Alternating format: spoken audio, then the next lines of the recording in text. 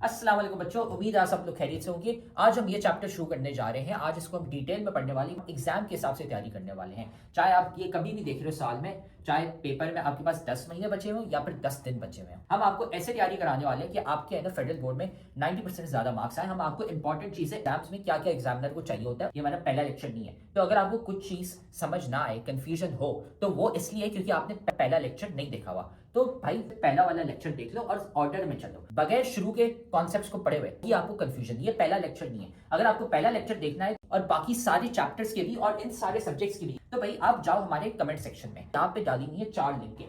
इसमें पूरी किताब की हमने प्लेलिस्ट डाली हुई है, इसको दबा दो, आपको है ना सारे लेक्चर्स मिल जाएंगे इस पूरे के पूरे सब्जेक्ट के। डाले में फ्री के नोट्स, यहाँ पे नोट्स कोई एमी नोट्स नहीं है। ये आप लिंक दबाओगे तो खुलते हैं, आपके पास हमारे 300 बच्चे जो थे जिनके 90% ज्यादा मार्क्स आए थे, उनके हमने नोट्स कंपाइल करके आपके लिए डाले हुए ताकि आप भी है ना अपने एग्जाम की तैयारी कर सको। सारे के सारे नोट्स हमने डाले हुए इन 300 बच्चों के। तो भाई ये देखो यहाँ पे पड़ा हुआ है हमारे सब्सक्राइब का बटन, इसको सब्सक्राइब कर लो, ठीक है। बेल्स भी है ना यहाँ पे दबा दो, लाइक करो वीडियो को और साथ में जाके कमेंट करो अपना वीकेस्ट चैप्टर। भाई कौन सा चैप्टर है जो तुम्हें बहुत मुश्किल लगता है, बहुत वीक लगता है, हम क्या करेंगे उसका निकालेंगे one shot lecture. One shot lecture एक लंबा सा पूरे चैप्टर का लेक्चर होगा, उसमें हम आपको एग्जाम ओरिएंटेड तैयारी कराने वाले हैं ताकि आपके है ना पेपर में 90% मार्क्स आ सके। तो जाके कमेंट करो कौन सा चैप्टर आपको बहुत मुश्किल लगता है। फिर ये याद रखना कि भाई हमारे लेक्चर्स, हमारे नोट्स, सारे गेस्ट पेपर्स काम के होते हैं। ये 300 बच्चे हैं जिनके ना 90% ज्यादा मार्क्स आए थे। तो सारा मटेरियल कमेंट सेक्शन में सबसे पहला कमेंट है, वहां पे पड़ा हुआ है। और अगर आप भी उन बच्चों की तरह 90% ज्यादा मार्क्स लाना चाहते हैं तो आप भी है ना हमारी बैच ज्वाइन कर सकते हैं, जिसमें हम आपको A to Z सारी तैयारी कराते हैं सारे सब्जेक्ट्स की, है ना। हमारी स्पेशल बैच नंबर 1 है, तो हमें इस व्हाट्सएप नंबर पर मैसेज कर लो। ये सारी चीजें हम आपको देते हैं और एग्जाम के हिसाब से तैयारी कराते हैं। अगर आप भी है ना 90% ज्यादा मार्क्स लाना चाहते हैं, अपने माँ बाप का नाम रोशन करना चाहते हैं। तो अब हम ये लेक्चर शुरू करते हैं। इस टॉपिक को आज डिटेल में हम पढ़ने वाले हैं। तीनों ही फॉर्म्स हैं कार्बोहाइड्रेट्स की हैं। ठीक, ऑलराइट। सो स्टूडेंट्स, अब अपनी आज की क्लास से न्यूक्लिक एसिड स्टार्ट करते हैं। इससे पहले तक हमने 3 तरह के मेजर बायोमोलिक्यूल्स पढ़े हैं। आप लोगों को आई एम श्योर उसका पहले से पता था, लेकिन नाम तो सुना ही होगा एटलीस्ट, अगर नहीं पढ़ा था तो। Proteins, carbohydrates and lipids. ठीक है, अब अगर लिपिड्स को लिपिड्स के नाम से नहीं पढ़ा था तो फैट्स के तौर पे I am sure you guys were aware of it. अब हम जो स्टार्ट कर रहे हैं जिस बायोमोलिक्यूल को, ये भी एक बायोलॉजिकल मॉलिक्यूल ही है, लेकिन ये थोड़ा उतना फेमस नहीं है शायद, क्या मतलब आप पता नहीं पढ़ा होगा नहीं पढ़ा। तो इसका नाम है न्यूक्लिक एसिड्स। अब न्यूक्लिक एसिड्स क्या होते हैं? न्यूक्लिक एसिड्स जो हैं ये अगर मैं आपको उसकी किसी और चीज़ की फुल फॉर्म पढ़ के सुनाऊँ तो शायद आपको दिमाग में आए। डीऑक्सी राइबो न्यूक्लिक एसिड या राइबो न्यूक्लिक एसिड होते हैं, जो ज़्यादा common forms of nucleic acids हैं। एंड ये हैं डीएनए और आरएनए। ठीक है, तो आई एम श्योर डीएनए तो सबने सुना है और आरएनए भी सुना ही है, हम लोग इससे पहले भी डिफरेंट चैप्टर्स में कवर कर चुके हैं आरएनए को। तो ये न्यूक्लिक एसिड्स किस तरह के बायोमोलिक्यूल्स होते हैं? ये they one of the most important organic biomolecules which store and transfer hereditary information. Hereditary information का हम कहते हैं, कोई भी जेनेटिक इंफॉर्मेशन हो गई, हेरिडिटरी इंफॉर्मेशन, वो सारी चीजें होती हैं जो एक जनरेशन से अगली जनरेशन तक ट्रांसफर हो रही होती है। ठीक है, यानी कि फॉर एग्जांपल आपके दादा परदादा के अंदर के अंदर कोई क्वालिटी थी, एंड फॉर एग्जांपल उनमें कलर आइज थी, और वो कलर आइज फिर आपके फादर में आई, एंड देन अब वो आपके अंदर है।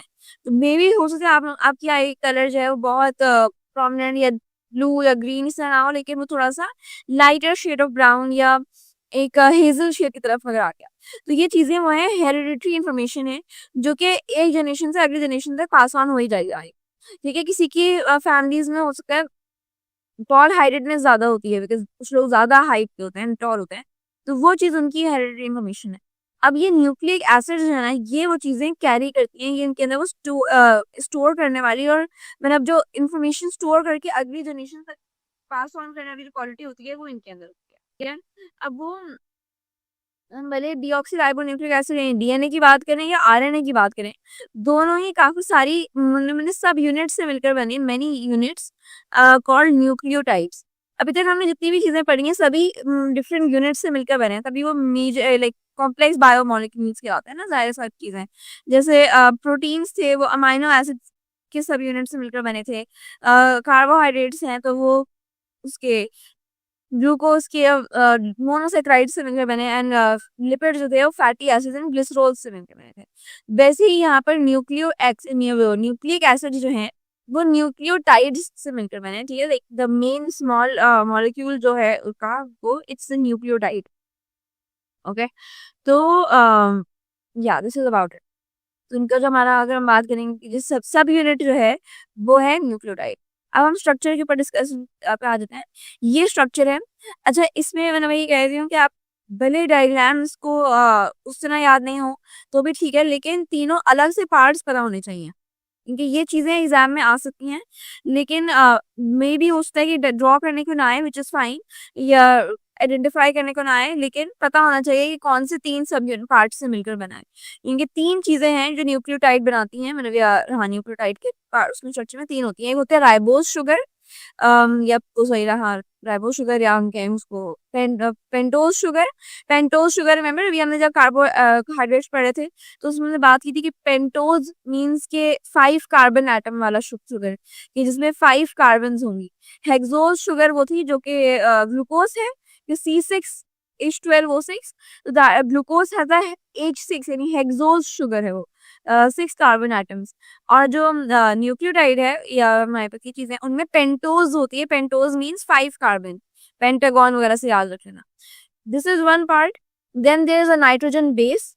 नाइट्रोजन बेस कहते हैं हम कि कोई भी, मतलब नाइट्रोजन का एक एलिमेंट है ना, वो अटैच्ड होता है। अब वो डिफरेंट तरह के होते हैं, अभी हम उस पर डिस्कशन करेंगे लंबी कौन सी होती है, प्यूरीन्स होती हैं, पिरिमिडीन्स हैं, और एक होता है फॉस्फेट ग्रुप।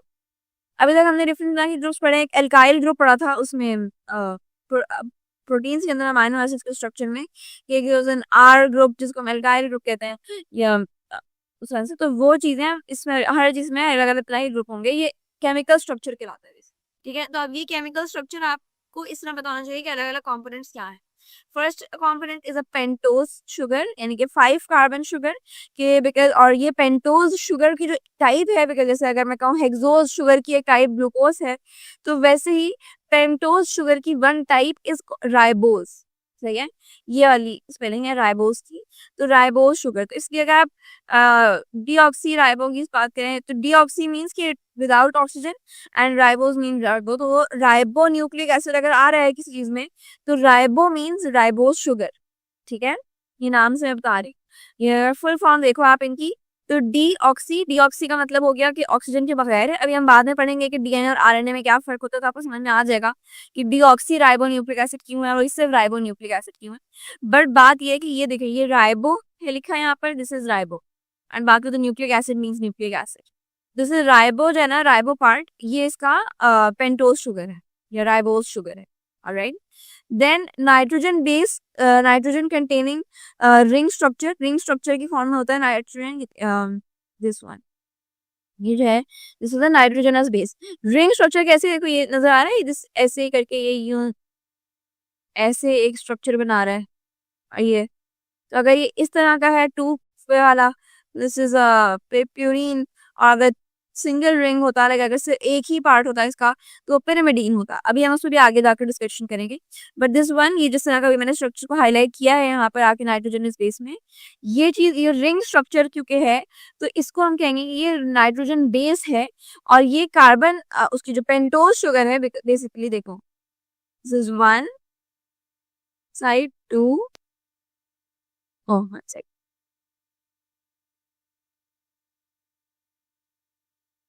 मानी,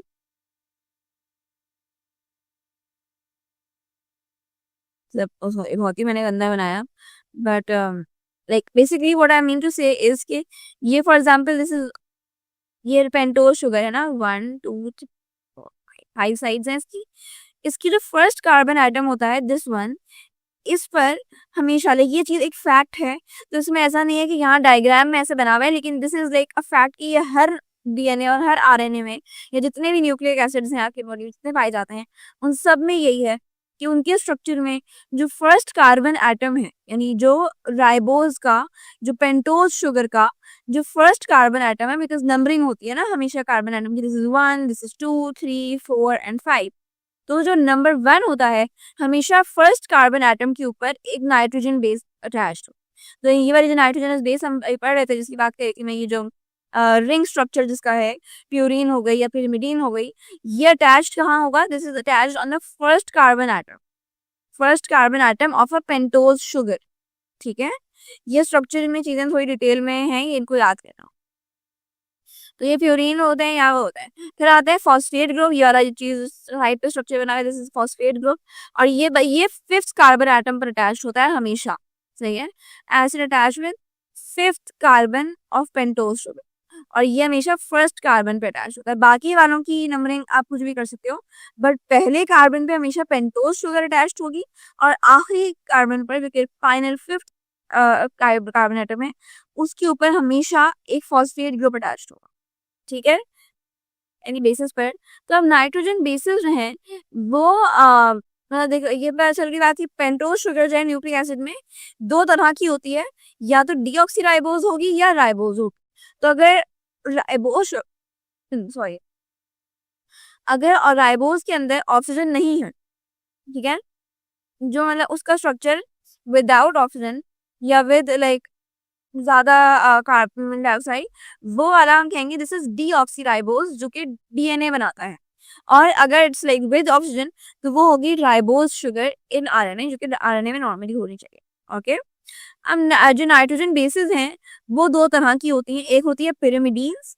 पिरामिडीन्स मतलब होता है कि उनमें सिंगल रिंग है, यानी कि एक ऐसा वाला एक रिंग है, और प्यूरीन्स जो है उनमें ऐसे डबल रिंग्स होते हैं, ठीक है। अब प्यूरीन्स जो है वो उसकी दो टाइप्स हैं प्यूरिन की, जिसमें भी दो डबल रिंग स्ट्रक्चर है। तो यहाँ पे ऊपर लिखा हुआ है ना ग्वानिन, ये अगर आपको क्लियर नजर आ रहा है नहीं आ रहा, बट दिस यहाँ पे लिखा हुआ है ऊपर रेड कलर से ग्वानिन। तो प्यूरिन की बिकॉज दो टाइप्स हैं, एक है एडेनिन और एक है ग्वानिन, तो इन्हीं दोनों टाइप्स का होगा या जो डबल रिंग स्ट्रक्चर है। और पिरामिडीन्स जो है जिसमें सिंगल रिंग होता है, वो तीन टाइप के होते हैं, यूरेसिल, थायमीन और साइटोसिन, ठीक है।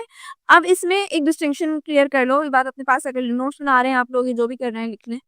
साइटोसिन हर नाइट्रोजन उसमें होगा, हर पिरामिडीन में होगा। Cytosine is like found in every one of this, जैसे कि प्यूरीन में एडेनिन और ग्वानिन हर प्यूरीन में पाए जाएंगे, लेकिन पिरामिडीन्स में साइटोसिन तो हर उसमें पाया जाएगा, हर सारे पिरामिडीन्स में साइटोसिन तो होगा, like C is found in all of them. Uracil और थायमीन डिपेंड करेगा कि ये आरएनए है या डीएनए है, ठीक है। अगर साइटोसिन के साथ पिरामिडीन में यूरेसिल आ गया तो हम कहेंगे कि ये मॉलिक्यूल है, ये न्यूक्लिक एसिड, ये अभी आरएनए बनती है, सही है, क्योंकि उसके अंदर जो पिरामिडीन आया वो यूरेसिल आया। यूरेसिल और थायमीन जो है ये डिटर्मिनिंग फैक्टर्स हैं, ये बात ये मतलब ये वो पता लगाने के लिए मेन इंपॉर्टेंट फैक्टर्स हैं कि कौन सी जो मॉलिक्यूल है या आरएनए है या डीएनए है, ठीक है। सो वाइल स्टडीइंग स्ट्रक्चर्स हम ये बात पता करते हैं पहले ही पिरामिडीन्स में कि यूरेसिल है या थायमीन है। अगर थायमीन होगा तो इट मीन्स कि वो डीएनए के अंदर मौजूद है, thymine is only found in DNA, ठीक है। और जो यूरेसिल है वो सिर्फ आरएनए में पाया जाता है, और साइटोसिन सब में होता है। यहाँ लिख देती हूँ,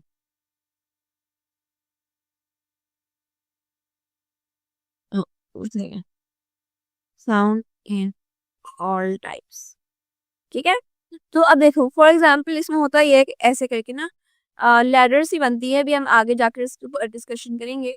बट एक ही न्यूक्लिक एसिड है, आप लोगों ने न्यूक्लिक एसिड वैसे डीएनए वगैरह का स्ट्रक्चर देखा है ना, डीएनए थोड़ा सा ऐसा करके लग रहा होता है हमें, यार बहुत ही मैंने टेढ़ी सी डायग्राम बनाई, बट समथिंग लाइक दिस। तो ये यूं करके एंड इसमें यूं आ रहे होते हैं 1 2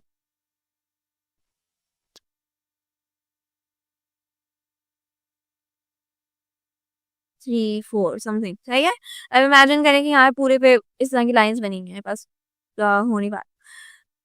तो उसमें जो ये वाले लाइंस हैं ये ऐसे आती हैं कि एक तरफ प्यूरीन होता है, एक तरफ पिरामिडीन होता है, एक प्यूरीन वन पिरामिडीन, ठीक है, ऐसे।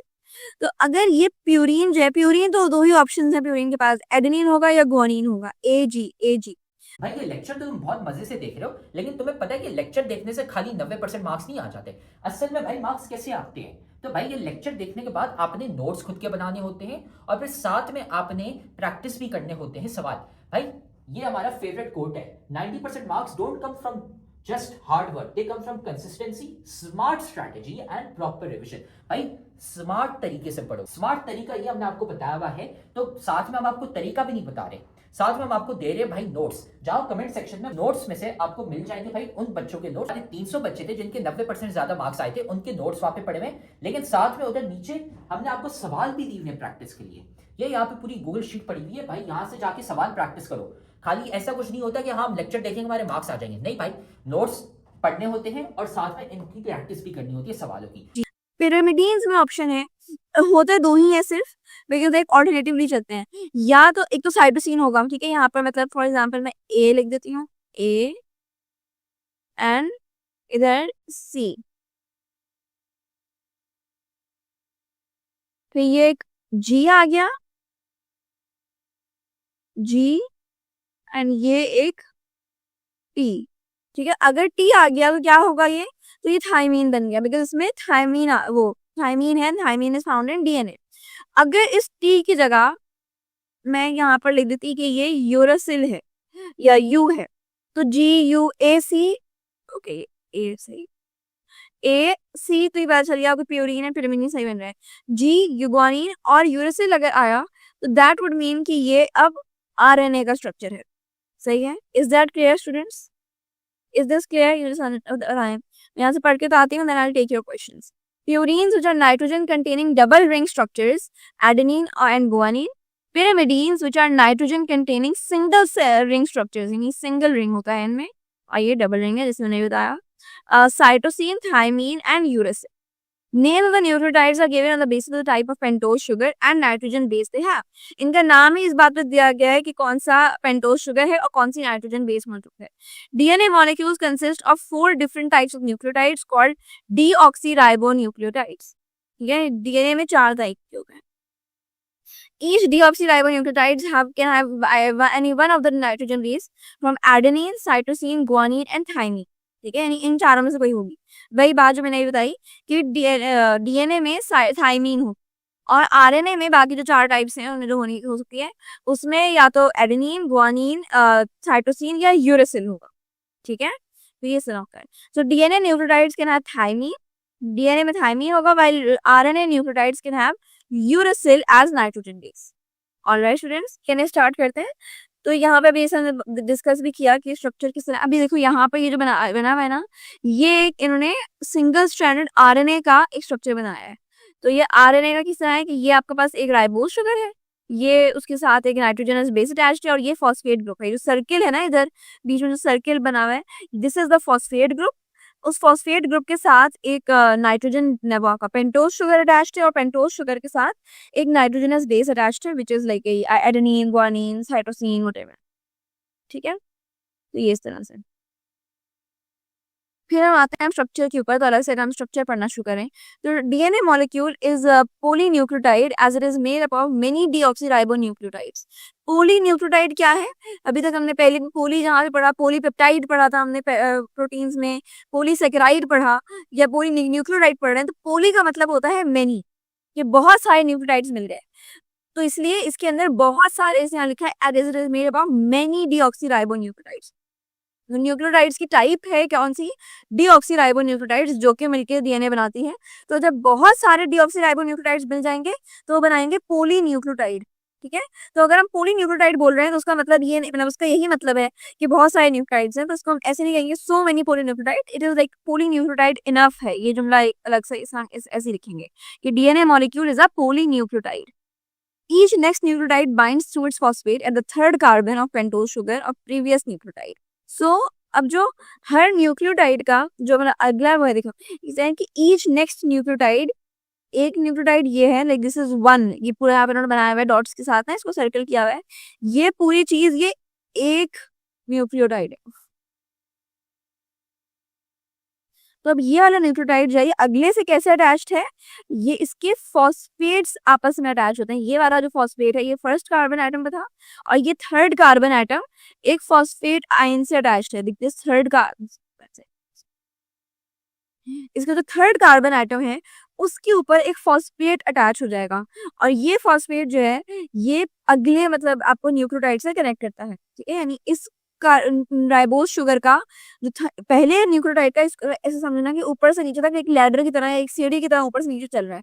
पहले वाले जो आपका पहला न्यूक्लियोटाइड था, पहले न्यूक्लियोटाइड की राइबोज शुगर का 3rd carbon atom, this is 1 ribose sugar, आराम आराम से लेके चलेंगे हम, इसमें भी कोई जल्दी करने की जरूरत नहीं है। इसकी राइबोज शुगर, इसके अंदर से जो इसका जो 3rd कार्बन एटम था, वहां से अटैच्ड है आपका ये फॉस्फेट, और ये फॉस्फेट फिर अगले कार्बन एटम, जो अगले न्यूक्लियोटाइड होगा उसके 1st कार्बन एटम से अटैच्ड है। समझ में आ रही है बात? कि बिकॉज हमने कहा था कि फॉस्फेट जो है हमेशा 1st कार्बन एटम लाइक होता है यहाँ पर। This is the first one, ये देखो ये 1 है, ये 2, नहीं इनफैक्ट हाँ this is 1 2 3 3rd carbon atom ये है। तो यहाँ से अगला फॉस्फेट आ जाएगा। तो मैं अभी इसमें नंबर्स में इतनी मुश्किल में नहीं पड़ रहे, बट जस्ट नो कि राइबोज शुगर का जो 3rd कार्बन एटम है वो फॉस्फेट से कनेक्ट होता है, वो अगले राइबोज से कनेक्ट करता है, और इस तरह ही पूरी चेन बनती जाती है। ठीक है। Structure of DNA was explain by 2 scientist, James Watson and Francis Crick. तो इसको हम Crick, Watson and Crick model भी कहते हैं। बहुत जो डीएनए का जो स्ट्रक्चर वाला मॉडल है, इसको Watson and Crick model of DNA भी कहा जा रहा होता है, बिकॉज इनके नाम जो थे 2 साइंटिस्ट के, उसमें वॉटसन और क्रिक आता था। ठीक है, बस समझ आ गई, इसमें कोई मुश्किल बात नहीं है, ये एमसीक्यू उसके लिए ही इन्फॉर्मेशन होती है बस। The DNA molecule is a double stranded like a ladder and both strands are coiled around each other in like a helix. अब डबल स्ट्रैंडेड का मतलब होता है, जैसे कि नजर आ रहा है कि ये 1 स्ट्रैंड है, लेकिन एक पार्ट है इसका डीएनए का, एक रोप या एक आर कह रहा हूँ स्ट्रैंड, और ये दूसरा स्ट्रैंड है ऐसे, और इसी तरह हम इसको खोल के दिखाएंगे स्ट्रक्चर, जैसे डीएनए लैडर बनी हुई है, तो ये डीएनए लैडर कराती है बिकॉज दोनों साइड्स पर एक इस तरह की साइड्स की स्ट्रैंड्स अटैच्ड हैं, और बीच में अब बेसेस मिलकर एक लैडर बनाता है। ऑलराइट, सो वो इस तरह से डबल स्ट्रैंडेड स्ट्रक्चर है like a ladder, and both strands are coiled around each other like a helix. दोनों जो स्ट्रैंड्स हैं, बिकॉज ये आपस में हेलिक्स की तरह, हेलिक्स कहते हैं ये इस तरह का जो कोयल वाला स्ट्रक्चर है ना, क्योंकि देखो ये भी डबल स्ट्रैंडेड था, ये जो डीएनए लैडर बनी हुई है, ये डीएनए लैडर भी आपको एक 2 स्ट्रैंड्स हैं, बिकॉज साइड पे 2 पार्ट्स हैं लंबे से, ये रोप्स की तरह के लेके पूरे बड़े से वो आ रहे हैं, ये this is 1 strand and this is 1 strand, तो ये हम इसको भी डबल स्ट्रैंडेड कह सकते थे।